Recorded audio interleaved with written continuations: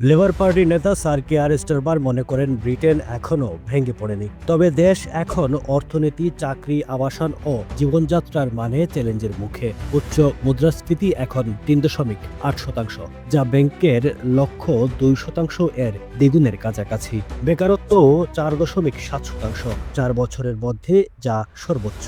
উৎপাদনশীলতাও কমেছে, সরকারি ঋণ বেড়ে ৬০ বিলিয়ন পাউন্ডে পৌঁছেছে। গৃহ নির্মাণেও লেবার পার্টি এখনও লক্ষ্য পূরণ করতে পারেনি। গত ৬ মাসে মাত্র ৯০,৬১০টি বাড়ি নির্মাণ করা হয়েছে, যা সরকারের লক্ষ্য থেকে অনেক কম। ছায়া চ্যান্সেলর স্যার মেল স্ট্রাইড সতর্ক করেছেন, এই ঋণ ও ব্যয় নিয়ন্ত্রণে না এলে শরৎকালে কর বৃদ্ধি করা অনিবার্য। স্টারমার ব্রিটেন ভাঙেনি বললেও দেশের অর্থনীতি ও গৃহ নির্মাণে সমস্যা এখন স্পষ্ট। Running a restaurant? Your food deserves the spotlight. Currywalla Media.